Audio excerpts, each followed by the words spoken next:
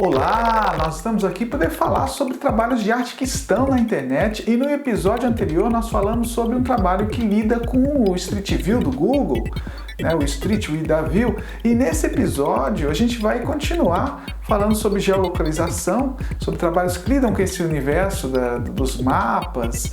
E para a gente começar, vale indicar um livro sobre isso, que é o livro da pesquisadora brasileira Maria Amélia Bulhões. Esse livro se chama Web Arte e Poéticas do Território. É um livro que ela vai falar sobre os trabalhos de arte, faz um panorama, uma análise de vários trabalhos que lidam com territórios em ambiente digital. E aqui a gente vai trazer uma indicação de um trabalho da dupla Jodi, dessa famosa dupla célebre. E se você nunca ouviu falar da dupla Jodi, você pode buscar lá em 2020. A gente tem um episódio especialmente dedicado à produção dessa dupla. Essa dupla que é uma dupla importante nesse universo dos trabalhos criados, pensados para a internet. E aqui a gente vai então indicar Gilgu, que é um trabalho da dupla criado em 2008.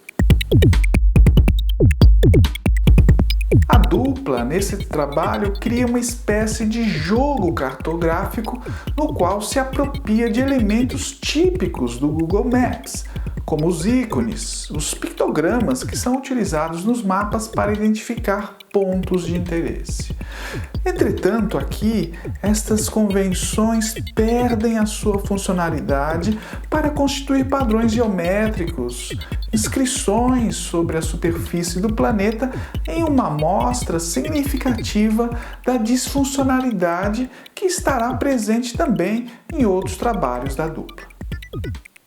A pesquisadora Maria Amélia Bulhões vai falar sobre esse trabalho. Ela vai trazer, por exemplo, o fato de que se discute aí a representação cartográfica, as questões de arbitrariedade e convencionalismo presentes nessas representações e o quanto que essas representações muitas vezes vão estar muito distantes da complexidade daquilo que elas representam.